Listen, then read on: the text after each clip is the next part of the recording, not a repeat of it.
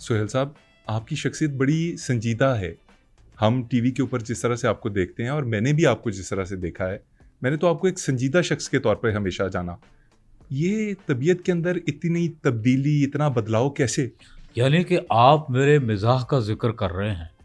देखिए, मैं बज़ाहिर तो सीरियस काम करता हूँ, लेकिन ऐसा भी नहीं, मुझसे बड़ा जॉकी कोई हो ही नहीं सकता। इसका अगर आप चाहें, तो मैं आपको अमली मुज़ाहरा करके दिखा सकता हूँ। ज़रूर सर। आप जैसा सहाफ़ी डबल एजेंट होता है और आखिर में मारा जाता है।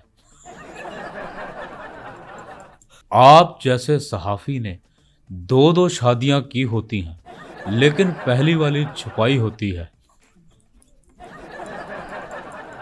द्यो कामद काद, मर्दाना वजाहत के मालक, ग्लैडिएटर अरीना के कोई जंगजू लगते हैं। खुसरो ने नंबर तो फेंका होगा। सर, ये आप बार-बार मुझे जुख्ते लगाकर हँस तो रहे हैं, लेकिन ये हँसी की आवाज़ क्यों नहीं आ रही? सिर्फ मुँह हिल रहा है। असल में मोहम्मद अली खान मेरा कौवा फंसा हुआ है। आप जैसा लंबा सहाफ़ी कभी किसी गंदे केस में नहीं फंसता। हाँ, मेहरान में बैठते हुए फंस जाता है।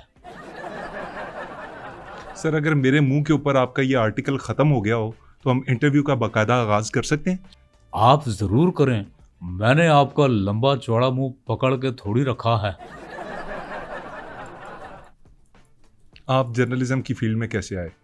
ये आपके मुंह से भी लंबी कहानी है।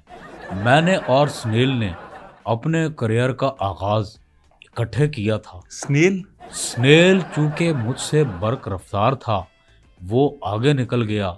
आज माशाअल्लाह वो फार्मूला रेसिंग के ड्राइवरों को रास्ता गाइड करता है, ये कहते हुए कि भाईजान, बस आपने मुझे फॉलो करना है, हम रिबन तक पहुंचने वाले हैं। और सर जी, मैं स्नेल के बारे में नहीं जानना चाह रहा, मैं आपके करियर के बारे में जानना चाहता हूं कि वो कैसे बना।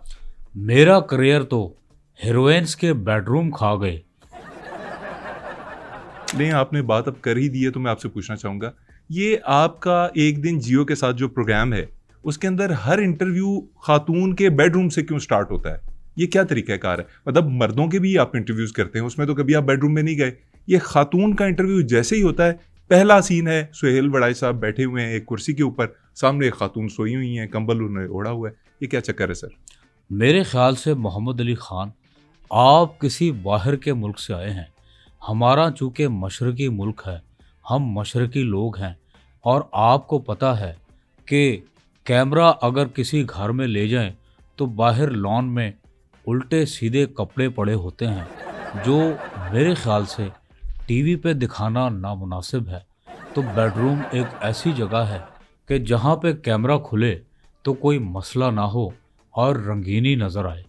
यही वजह है कि मैं अपने इंटरव्यू का आगाज़ हमेशा हीरोइन के बेडरूम से करता हूँ, और इस पे मुझे एक वाकया भी याद आ गया है। सुनाइए सर, जरूर सुनाइए। वो ऐसे था कि मैं एक दफ़ा किसी हीरोइन के पास बग़ैर बताए सरप्राइज़ के तौर पे उसके बेडरूम उससे इंटरव्यू लेने पहुंच गया, लेकिन वो सो रही थी। मैं आधा घंटा बैठ के उनके चेहरे को देखता रहा, लेकिन जब हीरोइन होश में आई तो उसने एक चीख मारी, और कसम से उसकी चीख की भी चीख निकल गई, यानी आवाज़ ही नहीं आ रही थी। ऐसे कुछ हुआ था। उसके बाद हीरोइन ने 15 पे कॉल की। इतने में वाइल्ड लाइफ वाले आए और आकर बिल्ली को वहां से ले गए। बिल्ली को ले गए? बेडरूम में तो आप थे, आप कहाँ गए? मैं बेड के नीचे छुप गया था। बाद में जब मैं बेड से निकलने की कोशिश कर रहा था, मेरा पेट बेड के नीचे फंस गया। मैं वहीं पे स्टक हो गया। स्टक मीन्स फंस जाना। इतने में देखा कि कोई और इंटरव्यू लेने आया, और उस बंदे ने वो टिका के इंटरव्यू लिया कि बस मत पूछें।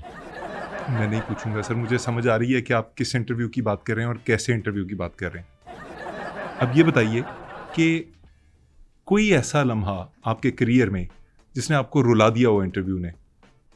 मोहम्मद अली खान, मैंने दुनिया के बड़े नामी गिरामी लोगों का इंटरव्यू किया है। मेरी आंख से कभी आंसू नहीं छलका, लेकिन मुझे याद पड़ता है एक मोची का मैं इंटरव्यू करने गया। जब मैंने मोची का इंटरव्यू शुरू किया, मेरी आंखों से आंसू जारी हो गए, जो कि थमने का नाम ही नहीं ले रहे थे। इतनी ज्यादा दर्दनाक कहानी थी उस मोची की कि आपकी आंखों से आंसू आ गए? कहानी तो शुरू ही नहीं हुई थी, लेकिन उससे पहले आंसू आ गए। वो कैसे सर? मोची को मैंने कहा, मैंने आपका इंटरव्यू लेना है। उसने मूड़ा पेश किया।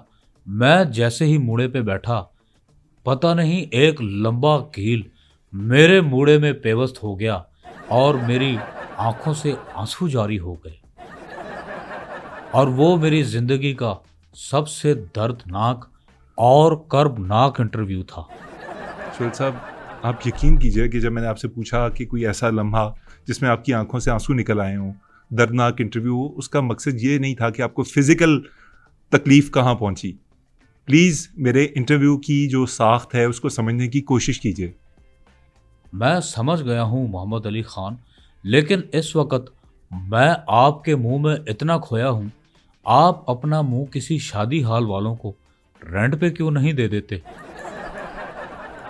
माशाल्लाह, आपका इतना वसी और अरीज मुंह है। मरून कलर का कोट आपने पहना है और मफलर जेबे तन किया है। छींक आती होगी तो आ के बाद छू कहने में 2 दिन तो लग जाते होंगे। सर, आज तो लग रहा है जैसे मेरे मुंह का इंटरव्यू हो रहा है। एक तरफ ऑडियंस है कि मेरे इस ट्रिम करवाने के ऊपर, दाढ़ी ख़त्म करवाने के ऊपर ऑडियंस ने मेरी वो क्लास लेनी शुरू की हुई है कि समझ ही नहीं आ रही कि क्या जवाब दूँ। ऑडियंस ने आपकी क्लास नहीं लेनी शुरू की, क्लास को आप हज़फ कर दें। आप छोड़ें, ज़्यादा सोचें ना। ये आप जैसे बच्चों के सर के ऊपर से गुजर जाने वाली बात है। सर, आप नहीं आएंगे बाज, मैं अगले सवाल की जानिब बढ़ता हूँ। आप इतने बड़े सियासी पंडित हैं, पाकिस्तान के लोग आपसे मोहब्बत करते हैं एज ए जर्नलिस्ट। मोहब्बत मुझसे करते हैं, लेकिन मैं कभी कभी सोचता हूँ ये कैसी मोहब्बत है। अगर मुझसे लोग मोहब्बत करते हैं तो आज तक किसी खातून या दोशीज़ा ने मुझे लाल गुलाब आके क्यों नहीं पकड़ाया? सर छोड़ें, ये मेरा मसला नहीं है कि आपको फूल किसी खातून ने दिया नहीं दिया, ना ही ये अवाम का मसला है। अवाम आपसे ये जानना चाहती है बतौर सियासी पंडित कि पाकिस्तान का सबसे बड़ा सियासी घराना कौन सा है आपकी नज़र में? क्या शरीफ ख़ानदान, भुट्टो ख़ानदान, या खान साहब की जो अब लेगेसी है वो कौन है सबसे बड़ा? क्या कर रहे हैं सर? मैं आपसे सियासी घरानों का पूछ रहा हूँ, आप अंदर सलूट ले आए हैं। मोहम्मद अली खान साहब, ये सवाल करके आप अपनी आखिरत और मेरी दुनिया बर्बाद करना चाहते हैं। अरे सर, मैंने एक सिंपल सा सवाल पूछा है सियासी किस्म का, आप उसका जवाब दे दी। आप अंदर सलूट मार रहे। इस सवाल पे आपका सलूट ही बनता था।